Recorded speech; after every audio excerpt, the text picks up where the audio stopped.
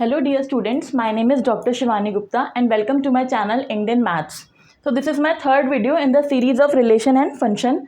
In the first two videos we have discussed about the Cartesian product, the basic definition of relation, domain, codomain, range and types of relation. Now in this video we are going to discuss about functions.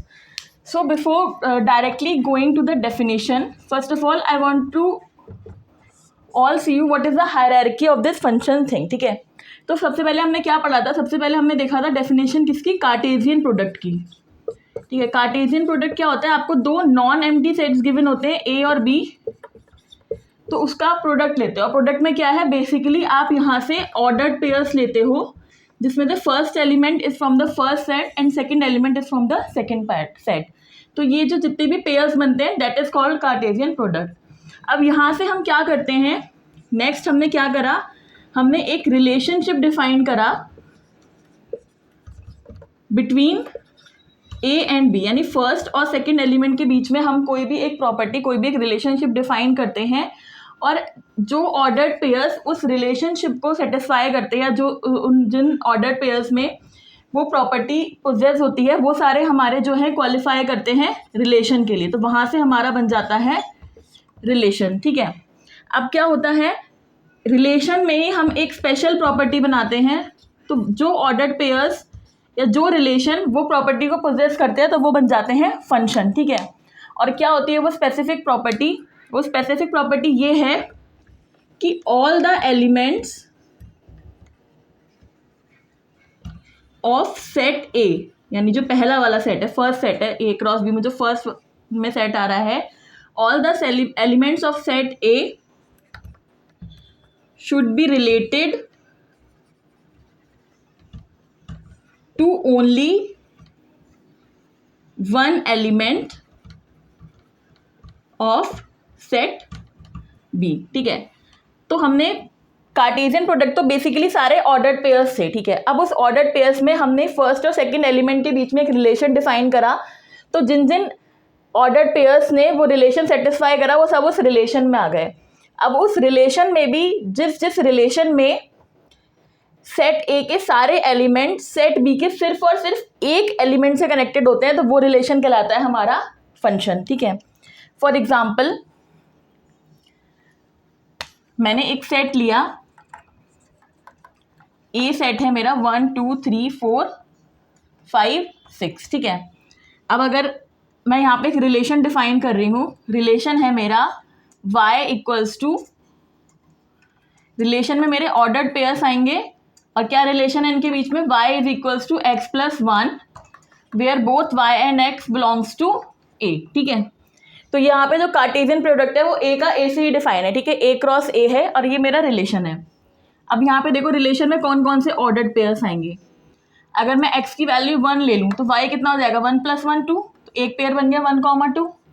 x की value 2 रखेंगे तो 2 plus 1 3, x की value 3 रखेंगे 3 plus 1 4, x की value 4 रखेंगे 4 plus 1 5, x की value 5 रखेंगे 5 plus 1 6. पर जैसे ही आप x की वैल्यू 6 रखोगे हो जाएगा 6 प्लस 1 7 और 7 ए सेट में नहीं है तो वो ऑर्डर्ड पेयर नहीं आएगा. ठीक है, तो ये हमारा आर रिलेशन हो गया. अब इस रिलेशन का अगर आप डोमेन देखो, ठीक है, डोमेन बेसिकली क्या होता है? Set of first elements of the ordered pair. तो मेरे फर्स्ट एलिमेंट है 1 2 3 4 एंड 5. ठीक है, अगर मैं रेंज देखूं इसकी तो रेंज में क्या है? 2 3 4 5 और 6. अब मुझे देखना है क्या ये रिलेशन मेरा फंक्शन है या नहीं है. तो फंक्शन की डेफिनेशन क्या थी? All the elements of set ए. ठीक है, सेट ए के सारे एलिमेंट्स कनेक्टेड होने चाहिए थे, बट यहाँ पे क्या है? सेट ए का मेरा 6 वाला एलिमेंट रह गया. ठीक है, ये किसी भी एलिमेंट से इसका ऑर्डर्ड पेयर नहीं बना है, तो इसका मतलब this is not a function. ठीक है, क्योंकि दो चीज़ों पे आपको ध्यान रखना है कि एक तो जो पहला वाला सेट है, सेट ए, उसके सारे एलिमेंट्स यूज होने चाहिए, सारे एलिमेंट्स का पेयर बनना चाहिए, और ये एलिमेंट बी सेट के सिर्फ एक ही एलिमेंट से कनेक्टेड होगा. ऐसे अगर हम दूसरा एग्जाम्पल ले लें जहाँ पे लेट्स से मुझे आर सेट दिया हुआ है,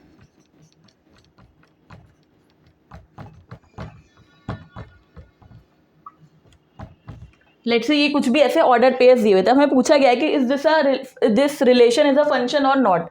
अब यहाँ पे आप देखो 1 के रिलेशन 2 के संग भी है और 1 का रिलेशन 3 के संग भी है, ठीक है। 1 is related to 2 and 1 is also related to 3, but definition क्या कह रही है, should be related to only 1 element of set B, that means this is not a function, ठीक है। तो इस तरीके से हम डिफाइन मतलब सेपरेट कर सकते हैं कि कौन सा रिलेशन फंक्शन की कैटेगरी में आएगा और कौन सा नहीं आएगा, ठीक है। ऐसे अगर मैं एक एग्जांपल कंसीडर करूं, लेट्स से मैंने 2 सेट्स डिफाइन कर लिए हैं। एक मेरा सेट ए है, set of students of your class, ठीक है, और दूसरा मैंने ले लिया है set of natural numbers, set of natural number जिसको हम यूजुअली n से डिनोट करते हैं। अब मुझे इसमें मैपिंग करनी है, और मैपिंग मेरी क्या है कि हर एक स्टूडेंट को एक रोल नंबर असाइन किया जाएगा। अब लेट अस अज्यूम आपकी क्लास में 50 स्टूडेंट्स हैं, तो क्या होगा, हर एक स्टूडेंट को 1 से लेके 50 तक के बीच में कोई ना कोई रोल नंबर दे दिया जाएगा। तो अगर ये मैपिंग मैं B टू A कर रही हूँ, ठीक है, B मेरा सेट ऑफ नेचुरल नंबर है, तो 1 2 ऐसे सो ऑन नंबर आएंगे, और यहाँ पे A B C ऐसे सारे स्टूडेंट्स हैं, तो हर एक नंबर एक स्टूडेंट को मिल जाएगा। अब अगर मेरे क्लास में 50 स्टूडेंट्स हैं तो 50 नंबर्स तो मैं सब एक एक स्टूडेंट को दे दूंगी, लेकिन 50 के बाद के मेरे नंबर्स रह जाएंगे खाली।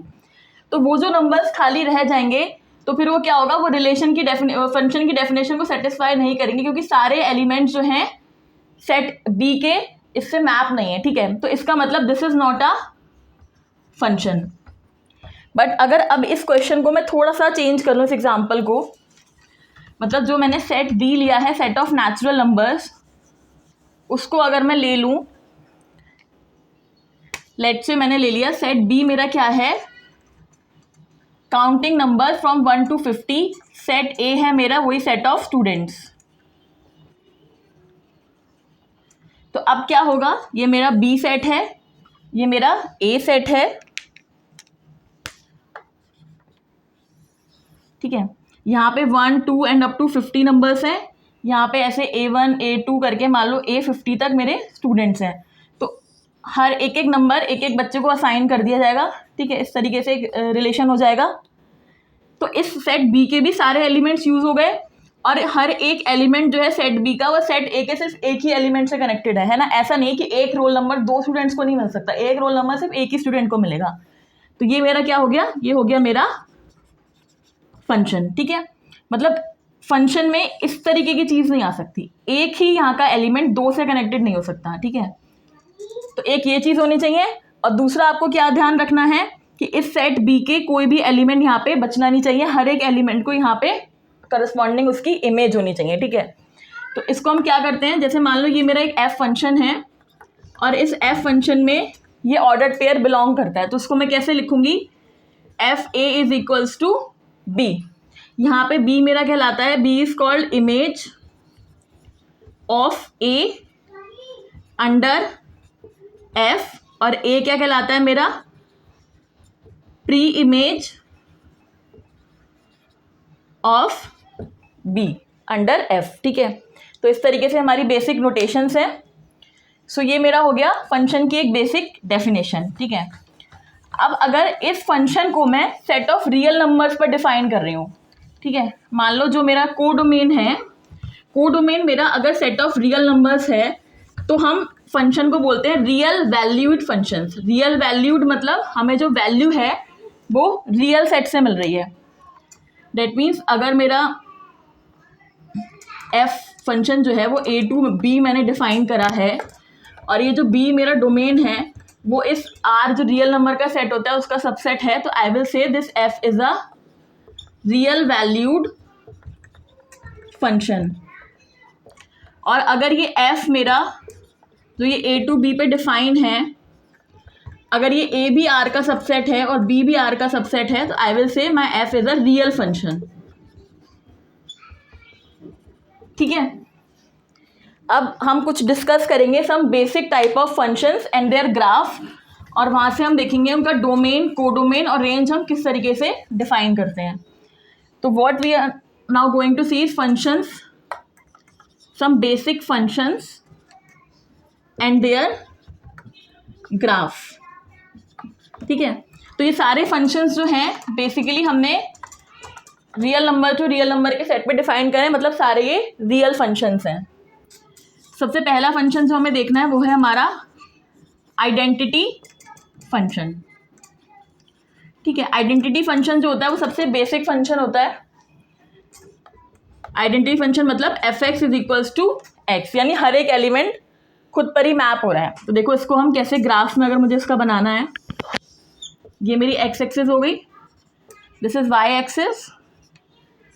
ठीक है, ये है आपका 0, इसको मैं से देंगे 1 2 3 4 5, ये हो गया -1 -2 -3 -4, ये है 1 2 3 4 -1 -2 -3 -4। ठीक है, अब मेरा फंक्शन क्या कह रहा है, f x is equals to x. इसका मतलब F1 कितना होगा 1, F2 कितना होगा 2, F-1 कितना होगा -1, और 0 कितना होगा 0।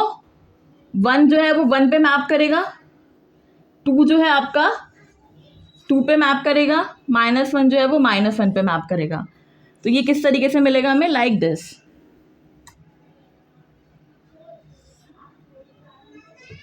ठीक है, तो ये मेरा क्या हो गया, f x equals to x function. अब इसमें मुझे डोमेन, कोडोमेन और रेंज देखनी है। ठीक है, डोमेन, कोडोमेन नहीं, कोडोमेन तो आर ही रहेगा, रेंज। ठीक है, दो चीज़ें हमें देखनी है, डोमेन और रेंज। तो डोमेन क्या है इसका, ये पूरी रियल लाइन के लिए डिफाइंड है, तो डोमेन तो हो जाएगा आपका सिंपली आर, और रेंज क्या होगी, पूरी रियल लाइन ही है इसकी रेंज। ठीक है, f x equals to x है, तो जो भी आप एक्स की वैल्यू लगाओगे वही आपको सिंपल एफ एक्स की वैल्यू मिलेगी। तो इस फंक्शन के लिए डोमेन भी आपकी पूरी रियल लाइन है और रेंज भी पूरी रियल लाइन है। सेकंड मेरा फंक्शन है कांस्टेंट फंक्शन। ठीक है, जैसे कि नाम से क्लियर है, कांस्टेंट फंक्शन यानी कि आप एक्स की कोई भी वैल्यू दो तो आपको एक स्पेसिफाइड कांस्टेंट ही मिलेगा। ठीक है, इसका भी ग्राफ देख लेते हैं। तो मान लो ग्राफ के लिए मैं एक एग्जांपल ले लेती हूँ कि मेरा एफ एक्स जो है वो 3 है। ठीक है, और x आपका किसको बिलोंग करता है, रियल लाइन को। तो आप x की कोई भी वैल्यू लो, आपको हमेशा क्या मिलेगा, 3 ही मिलेगा इसमें। सिंपल है, ये 0 1 2 3 हमारी x एक्सिस है, ये y है, -1 -2 -3, ये आपका माइनस में जाएगा, ये प्लस। ठीक है, तो मैंने क्या स्पेसिफाई करा है, एफ एक्स इक्वल्स टू 3। तो अगर मेरा x 0 है तब भी यही वैल्यू है, 1 है तब भी यही वैल्यू मिलेगी, 2 है तब भी यही वैल्यू, -1 है तब भी यही वैल्यू। तो ये मेरा ग्राफ क्या होगा, इस तरीके से। तो ये हमें एक लाइन मिल जाएगी parallel to x axis which cuts the y axis at y equals to 3। ठीक है, तो अब इस फंक्शन में मेरा डोमेन क्या होगा और रेंज क्या होगी। ठीक है, so domain will be the entire real line, सारे सेट ऑफ रियल नंबर्स के लिए डिफाइन है। और रेंज क्या है, यहाँ पे हर एक नंबर 3 पे मैप कर रहा है, तो range is this singleton number 3। ठीक है, तो इस तरीके से आप कांस्टेंट फंक्शंस के लिए डोमेन और रेंज डिफाइन कर सकते हैं। ठीक है, तो ये तो 2 बेसिक फंक्शन हो गए, identity function and constant function. Next function हम देखेंगे polynomial functions. Next is polynomial functions. तो पहले तो हमें ये देखना होगा कि पॉलिनोमियल क्या होता है। ठीक है, पॉलिनोमियल बेसिकली क्या होता है, तो इस तरीके से हम जनरल कोई भी मैथमेटिक्स में इक्वेशन लिखते हैं तो वो हमारा कहलाता है एफ एक्स इक्वल्स टू, ये हमारा पॉलिनोमियल फंक्शन है। ठीक है, यहाँ पे जो आपके ये A0 A1 A2 ये जो सारे हैं ये कहाँ से बिलोंग करते हैं, सेट ऑफ रियल नंबर से। और जो ये मेरा n होता है ये यहाँ पे क्या होता है, इंटीजर, वो भी कैसा, नॉन नेगेटिव। ठीक है, नॉन नेगेटिव इंटीजर। तो इस फंक्शन को हम बोलते हैं पॉलिनोमियल फंक्शन। जैसे कि एग्जांपल आप देख लो, x² + 3x + 5x + 7, ठीक है, तो ये मेरा एक पॉलिनॉमियल हो गया, x की power 4 minus 3x plus √2x। तो ये भी मेरा क्या हो गया, पॉलिनॉमियल हो गया।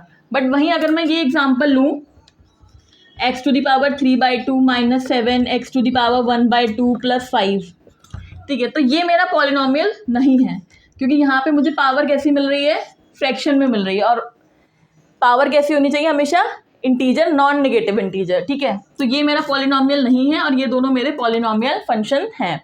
तो इस तरीके से आप पॉलिनॉमियल फंक्शंस को डिफाइन कर सकते हैं। अब अगर हम इसका ग्राफ देखें तो उसके लिए मैं एक एग्जांपल लेती हूँ। तो सिंपल सा एग्जांपल लिया मैंने पहले x², तो f(x) equals to x² where x belongs to set of real numbers. उसका ग्राफ देखना है कैसा आएगा x² का ग्राफ।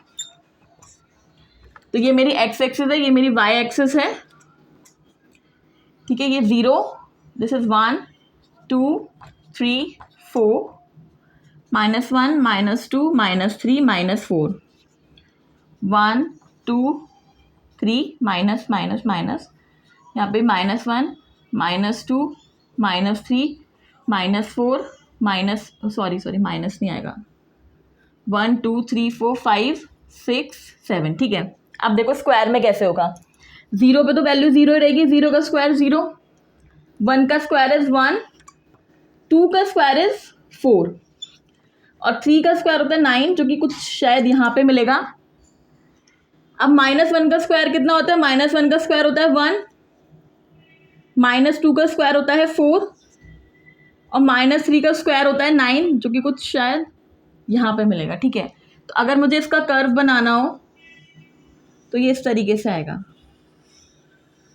ठीक है। तो ये मेरा कर्व हो गया f(x) इक्वल्स टू x² का, ठीक है। अब मुझे यहाँ पे देखना है डोमेन और देखना है रेंज, ठीक है। तो डोमेन यहाँ पे मेरा पूरी रियल लाइन है, हर एक रियल नंबर के लिए आप ये फंक्शन डिफाइन कर सकते हो। और यहाँ पे मेरी रेंज क्या होगी, अब यहाँ पे आप देख रहे हो सिर्फ पॉजिटिव वैल्यूज ली जा रही हैं x की, ठीक है, और वो भी कैसी है, x² के फॉर्म की हैं। मतलब मेरे यहाँ पे नंबर मिलेगा मुझे 0 1, 2 का स्क्वायर 4, 3 का स्क्वायर 9, ठीक है, इस तरीके के नंबर्स मिलेंगे। तो इसको मैं ऐसे लिख सकती हूँ, रेंज होगी मेरी x² where x belongs to real line, ठीक है। तो ये मेरा हो गया रेंज और ये हो गया मेरा डोमेन, ठीक।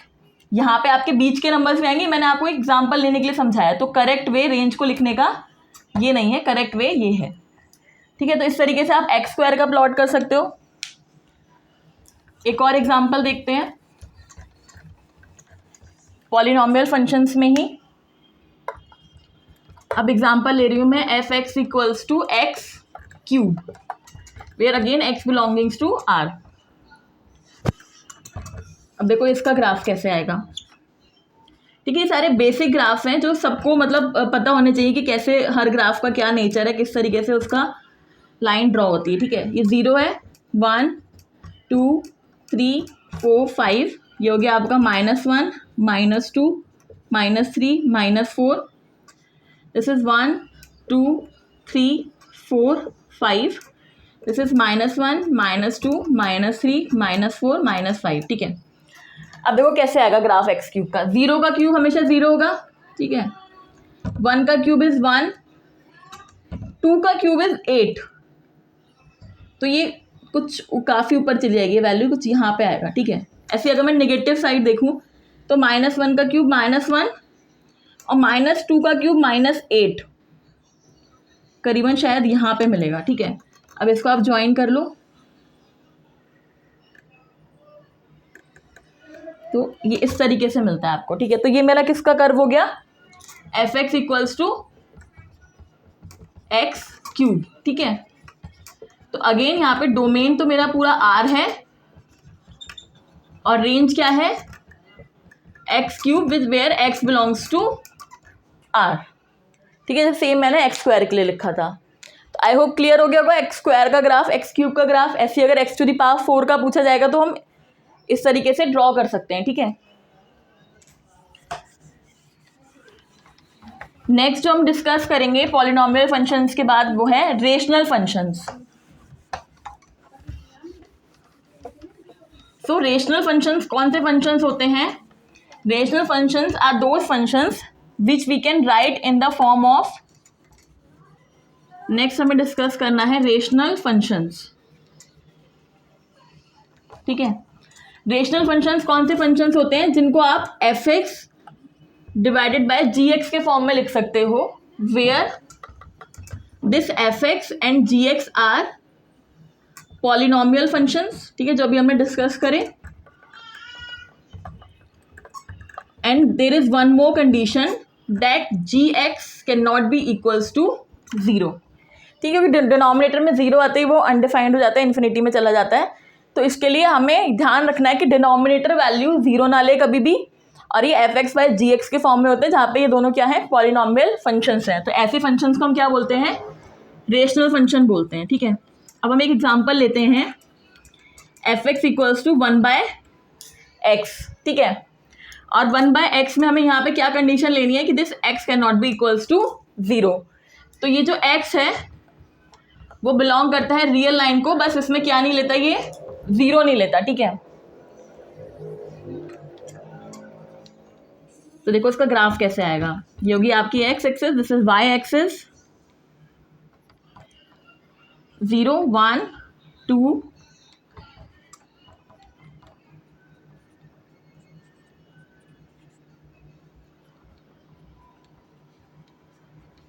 ठीक है। तो ये मेरा बेसिक ग्राफ मैंने ड्रॉ कर लिया।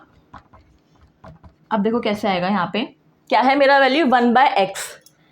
ठीक है, तो जीरो पर तो है ही नहीं। ठीक है, जीरो तो हमारा डोमेन में ही नहीं है, तो जीरो से मतलब नहीं है। x को आप 1 रखोगे तो एफ एक्स कितना मिलेगा, 1। ठीक है, x को अगर मैं 2 रखूंगी तो एफ एक्स कितना मिल रहा है, 1/2। 1/2 मतलब यहाँ कहीं पे आएगी वैल्यू ये। फिर x को आप 3 रखोगे तो क्या मिलेगा, 1/3। तो ये वैल्यू और कम आएगी, 4 पे ये बिल्कुल और ऐसे कम आएगी, तो ऐसे ही नीचे चला जाएगा। और यहीं पे अगर ये मैं 1/2 कंसीडर कर लूँ, हाफ, तो x को 1/2 रखते ही ये 2 हो जाएगा। तो यहाँ पे मुझे वैल्यू मिलेगी ये, यानी जैसे जैसे जीरो की तरफ आप जाओगे तो ये वैल्यू आपको और बड़ी मिलती जाएगी। तो इधर पॉजिटिव साइड में कुछ ऐसा ग्राफ आएगा इसका। ठीक है, सिमिलर चीज़ निगेटिव में होगी। जब आप -1 रखोगे यू विल गेट -1। जब आप -2 रखोगे, वेट अ मिनट, इसको थोड़ा छोटा बनाएंगे, -1 -2 -3 -4। जब आप -2 रखोगे तो यू विल गेट -1/2। तो ये यहाँ कहीं पे मिलेगी वैल्यू। ठीक है, ऐसे ये वैल्यू और ऊपर को जाएगी, ये वैल्यू और ऊपर को जाएगी। और जब आप -1/2 रखोगे तो आपको वैल्यू मिलेगी -2। तो इधर से वैल्यू बढ़ती जाएगी और यहाँ पे वैल्यू कम होती जाएगी, इन्फिनिटी को टच करने को होगी, है, टेंडिंग टुवर्ड्स इन्फिनिटी हो जाएगा। तो इस फंक्शन के लिए मेरा डोमेन हो जाएगा, डोमेन तो आपको गिवन है, रियल लाइन में से आपको जीरो कंसीडर नहीं करना है। ठीक है, अब अगर रेंज देखोगे तो रेंज क्या आएगी इसकी, रेंज में क्या आएगा,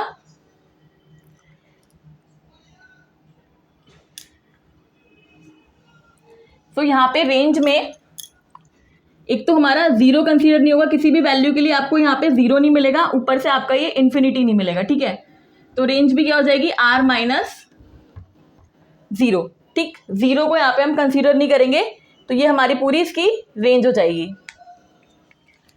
सो आई थिंक क्लियर हो गया रेशनल फंक्शन। रेशनल फंक्शन के बाद नेक्स्ट जो हमारे फंक्शंस हैं दैट इज मॉड्यूलस फंक्शन। अब जो 2-3 फंक्शंस मैं डिस्कस करूंगी वो बहुत इंपॉर्टेंट फंक्शन है। जनरली जैसे जो आपके कॉम्पिटिटिव एग्जाम्स में जो क्वेश्चंस बनते हैं तो उसमें इन्हीं फंक्शंस को मिक्स करके कुछ एक फंक्शन बना देते हैं और वहाँ पे आपको डोमेन और रेंज पूछा जाता है। तो पहले आपको ये फंक्शंस क्लियर होने चाहिए, इनका बेसिक क्या है। ठीक है, मॉड्यूलस फंक्शन जिसको हम डोनेट करते हैं मॉड ऑफ एक्स से, ये मेरा एफ एक्स है। ठीक है, मॉड ऑफ एक्स की डेफिनेशन क्या होती है, मॉड ऑफ एक्स की डेफिनेशन होती है this is equal to x when x is greater than equals to 0 and this is equals to -x when x is less than 0। ठीक है, इसका मतलब क्या है कि 0 या कोई भी पॉजिटिव वैल्यू के लिए तो आपको सिंपल x ही मिलता है और किसी निगेटिव वैल्यू के लिए आपको -x कर देना, यानी वो भी फिर पॉजिटिव हो जाता है। ठीक है, तो देखो इसका ग्राफ कैसे होगा।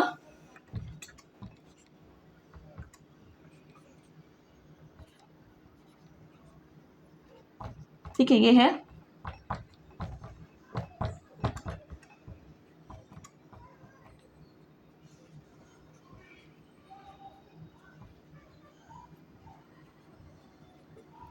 ठीक है। तो 0 पे आपको 0 मिल रहा है, जब आप x को 1 रखोगे पॉजिटिव है तो सेम 1 ही मिलेगा, 2 के लिए 2 मिलेगा, 3 के लिए 3 मिलेगा। ठीक है, तो ये तो सिंपल एक ऐसी लाइन हो जाएगी। अब देखना नेगेटिव साइड पे क्या होगा। जब x मेरा -1 है, x -1 है यानी इस रेंज में आएगा, तो ये क्या हो जाएगा माइनस ऑफ -1, तो मुझे क्या मिलेगा +1, तो -1 पे वैल्यू मिलेगी +1। सिमिलरली -2 में माइनस ऑफ -2 हो जाएगा, तो वैल्यू क्या मिलेगी +2।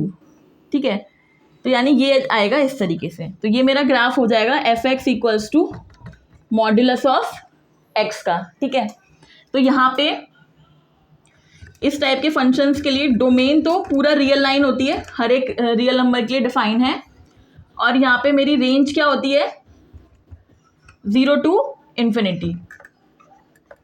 ठीक है, 0 to ∞, हम इसको ऐसे लिख सकते हैं x such that x is greater than equals to 0 and x belongs to r। ठीक है, इस तरीके से भी लिख सकते हो, यानी निगेटिव वैल्यू नहीं लेता है, 0 और ऊपर वाले ग्राफ की वैल्यू लेगा 0 टिल अप टू ∞।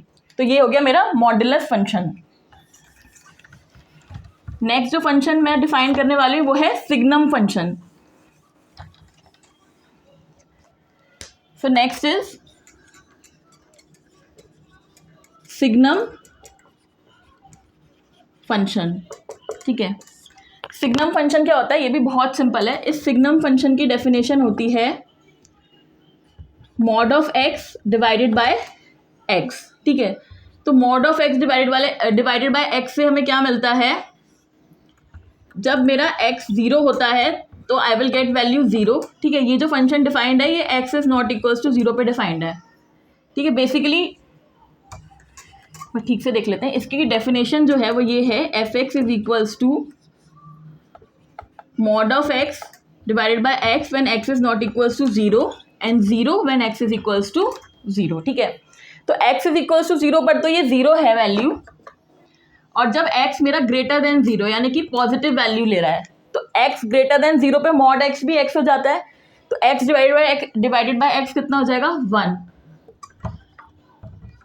और जब मेरा x लेस देन 0 है, तो x लेस देन 0 के लिए मॉड्यूलस x होता है -x। अभी हमने डेफिनेशन पढ़ी थी, तो इसके लिए क्या होता है, ये मॉड्यूलस x हो जाता है -x डिवाइडेड बाय x, तो हमें क्या मिलेगा -1। तो सिंपल सा फंक्शन है सिग्नम फंक्शन। अगर आपका x 0 है तो उसकी वैल्यू 0, x 0 से बड़ा है तो वैल्यू 1, और x 0 से छोटा है तो वैल्यू -1। ठीक है,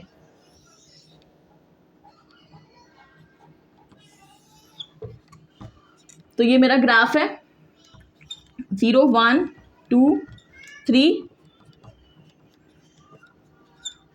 ये x, ये y डैश, ये x डैश, ये 1 और ये -1।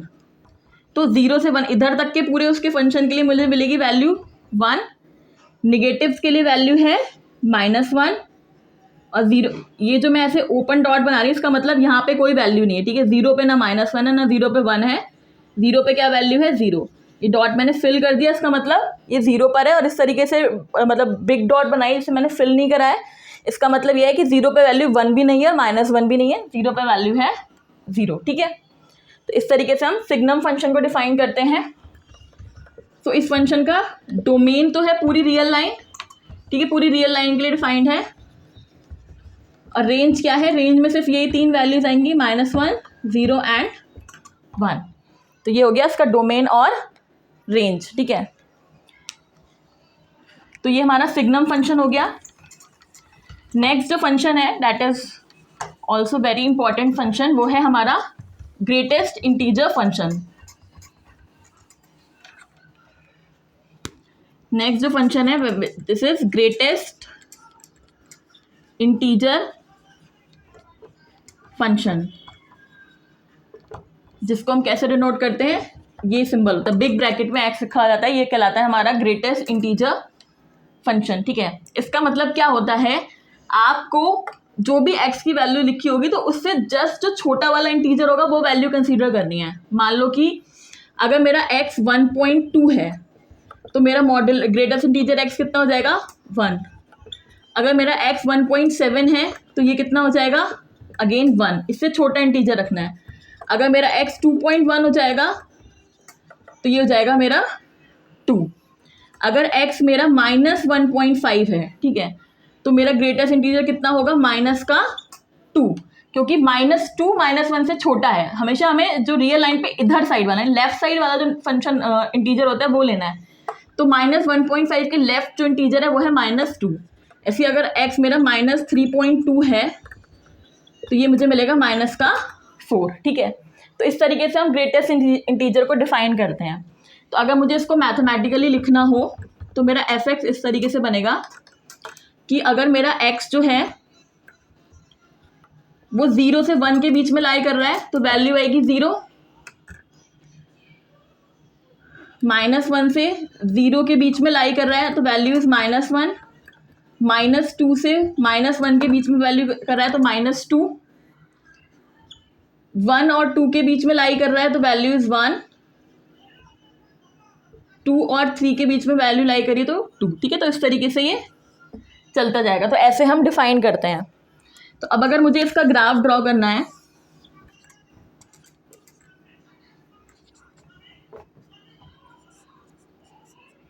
तो ये मेरा 0 है, दिस इज 1 2 3 4 5, दिस इज -1 -2 -3, ठीक है। दिस इज 1 2 3 4 5, दिस इज -1 -2 -3 -4 -5, ठीक है। अब वो क्या कह रहे हैं, जब 0 से 1 के बीच में है तो वैल्यू क्या है 0। तो जब भी 0 से 1 के बीच में है तो वैल्यू है मेरी 0। ये हो गया मेरा फंक्शन, ठीक है। इसको मैं ब्लू पेन से दिखाती हूँ। तो 0 से 1 में ये है ये, ठीक, 1 पे नहीं है ये वैल्यू, ठीक है, 1 पे खाली है, 1 पर 1 नहीं है वैल्यू। 1 से जब 2 के बीच में फंक्शन है तो क्या है वैल्यू 1। तो 1 से 2 के बीच में फंक्शन है तो ये वैल्यू है, 2 पे 2 नहीं है, 2 पे ये 1 नहीं है वैल्यू, ठीक है। तो ये मैंने इसलिए ये सर्कल बनाया, ठीक है। जब मेरी वैल्यू 2 से 3 के बीच में है तो आंसर आएगा 2, 3 पर ये वैल्यू नहीं है, ठीक है। तो ऐसे ही आप इसको डिफाइन कर आगे आगे बनाते जाएंगे।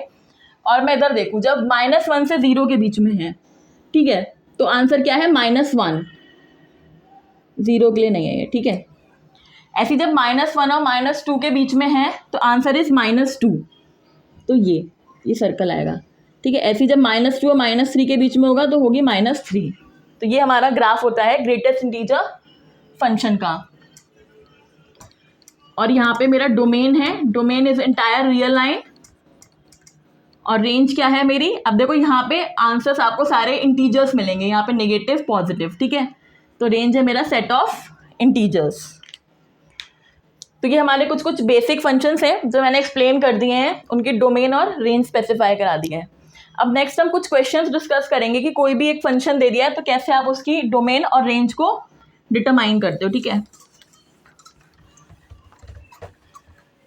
तो अभी हम थोड़े बेसिक क्वेश्चन ही डिस्कस करेंगे। जैसे फर्स्ट क्वेश्चन है मेरा f(x) equals to minus of modulus of x, ठीक है। मॉड्यूलस ऑफ x हमने अभी देखा था, अब हमें उसका -x देखना है। तो यहाँ पे आपको डोमेन और रेंज बतानी है। तो अभी हमने पीछे देखा था मॉड्यूलस वाले फंक्शन में डोमेन तो पूरा सेट ऑफ रियल लाइन होता है, ठीक है। मॉड्यूलस ऑफ x कैसा था, ये हमारा ग्राफ था, ये था मेरा मॉड x। अब यहाँ पे क्या करना है, निगेटिव ऑफ मॉड x है, तो जब आपको निगेटिव बनाना होगा तो वो ये हो जाएगा, ठीक है। ये बनेगा नेगेटिव ऑफ मॉड्यूलस x, ये नीचे वाला हिस्सा। तो डोमेन तो पूरा आ रहा है, वो पूरी रियल लाइन के लिए डिफाइंड है। अब मुझे रेंज देखना है, तो वहाँ पे रेंज थी मेरी पॉजिटिव वाली, क्योंकि सारे वैल्यूज पॉजिटिव आ रहे थे। अब निगेटिव करोगे तो सारी वैल्यूज निगेटिव आएंगी, तो रेंज हो जाएगी आपकी, या तो आप इसको -∞ से 0 लिखोगे, या फिर आप इसको इस तरीके से लिख सकते हो x such that x is less than equals to 0 और x बिलोंग्स टू r। तो दोनों में से हम किसी भी तरीके से लिख सकते हैं इसकी रेंज, ठीक है। तो मॉडुलस x की पॉजिटिव थी और निगेटिव मॉडुलस x की रेंज निगेटिव हो जाएगी, ठीक है। सिंपल क्वेश्चन है। नेक्स्ट क्वेश्चन है मेरा f(x) is equals to 2 minus 3x, और यहाँ पे आपको क्वेश्चन में गिवन है कि x is greater than 0 and x belongs to set of real line. तो यहाँ पे उसको आपसे पूछा गया है फाइंड इट्स रेंज। अब यहाँ पे आपको रेंज बतानी है। अब जब भी ऐसा क्वेश्चन आएगा कि फंक्शन दे दिया है, डोमेन स्पेसिफाइड है, आपको रेंज बतानी है, तो उसका मेथड क्या होता है करने का। सबसे पहले आप इस फंक्शन को y के इक्वल रख लोगे, ठीक है। इस वैल्यू को मैंने y के इक्वल रख लिया। अब ये क्या है, y in terms of x है। अब मुझे इसको चेंज करना है, x in terms of y करना है। अगर मुझे इसको चेंज करना है, ये क्या हो जाएगा, 3x equals to 2 minus Y, तो x will be equals to 2 minus y divided by 3, ठीक है। ये हो गया। अब आपको x पे कंडीशन दी हुई है कि x जो है आपका 0 से बड़ा है, आपने x को y के टर्म्स में रख लिया, तो यहाँ पे आप ये सेम कंडीशन लगा सकते हो कि ये 0 से ग्रेटर है। अब अगर मैं इसको सॉल्व करूँ तो मुझे क्या मिलेगा, 2 minus y is greater than 0, ये 3 इंटू 0 0 हो गया। तो यहाँ से मुझे मिलेगा y इज लेस देन 2, तो मुझे कंडीशन मिल गई y पे। तो y लेस देन 2 का मतलब क्या है, y belongs to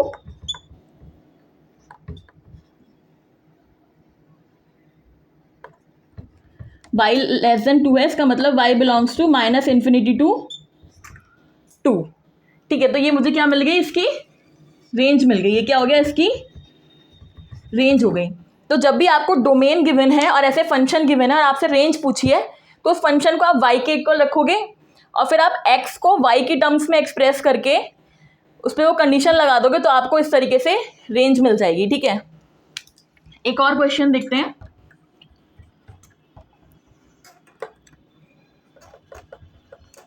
F x equals to दे रखा है 2 प्लस एक्स स्क्वायर, और जहाँ पे x जो है आपका बिलोंग करता है किसको, रियल लाइन को, ठीक है। तो डोमेन स्पेसिफाई कर दिया, अगेन आपसे रेंज पूछा है, तो सिमिलर स्टेप्स करने हैं आपको। y is equals to 2 plus x square. अब x को y की रेंज में लिखना है, तो एक्स स्क्वायर क्या हो जाएगा, x square will be y minus 2, x will be under root y minus 2।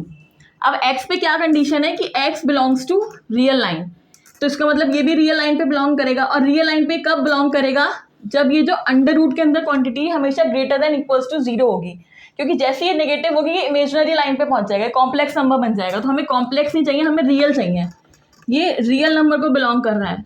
तो यहाँ पे क्या कंडीशन लगेगी कि y minus 2 should always be greater than equals to 0, ठीक है। डिनोमिनेटर में स्क्वायर रूट के अंदर जो भी नंबर होता है, अगर वो रियल को बिलोंग करेगा तो वो हमेशा ग्रेटर देन इक्वल्स टू 0 रहेगा, नेगेटिव जाते ही वो कॉम्प्लेक्स बन जाएगा। तो ये क्या हो गया, y is greater than equals to 2, तो मेरी रेंज क्या हो जाएगी, y मेरा 2 से बड़ा या इक्वल है तो हो जाएगी 2 कॉमा इन्फिनिटी, ठीक है। तो ये मिल गया मुझे इस क्वेश्चन में मेरी रेंज। सिंपल है, ठीक है। बस थोड़े से बेसिक्स ध्यान रखने हैं। रूट में क्वांटिटी है तो वो हमेशा ग्रेटर देन 0 होगी, ठीक है। ऐसे एक और एग्जांपल देखते हैं।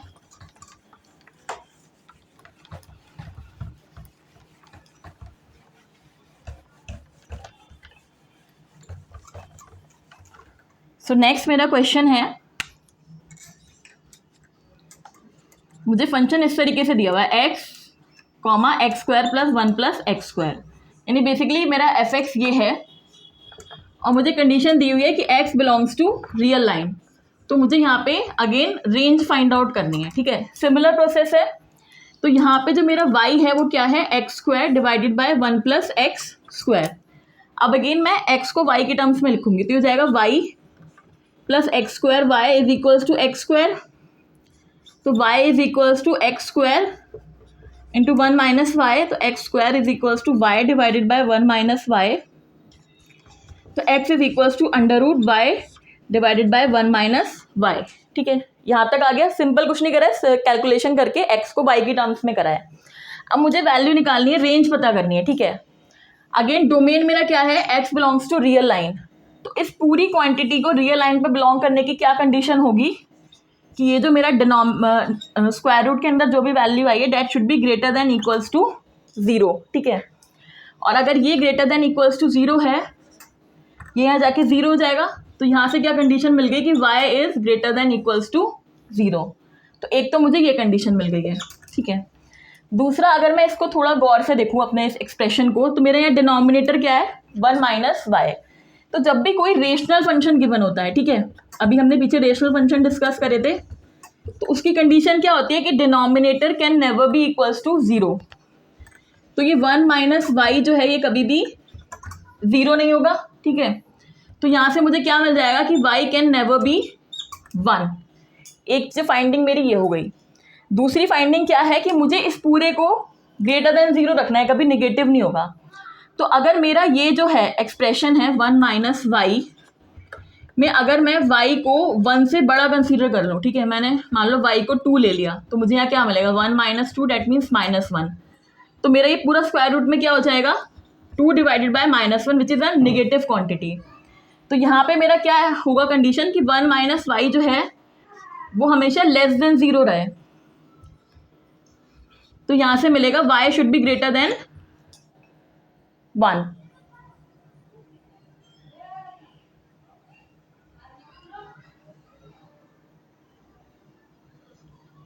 ठीक है। तो y मेरा 0 के बराबर या 0 से इक्वल होना चाहिए, और y जो है, एक second, I think there is some problem इस एक्सप्रेशन में। पहला तो हमें ये मिल गया कि y हमेशा 0 से बड़ा होना चाहिए, ठीक है, वरना ये चीज़ निगेटिव हो जाएगी। और इसको निगेटिव होने से हमें क्या करना है कि y जो है मेरा हमेशा 1 से छोटा होना चाहिए।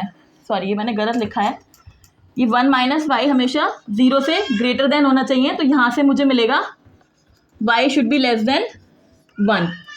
तो कह रहा है y 1 से छोटा और y 0 से बड़ा, तो मतलब y बिलोंग्स टू 0,1। तो this should be my range, ठीक है। अगर हम इतनी कैलकुलेशन नहीं भी करते तो आप यहाँ से ही देख सकते हो। हमें बेसिकली क्या करना होता है, ये निगेटिव ना हो जाए अंदर वाला।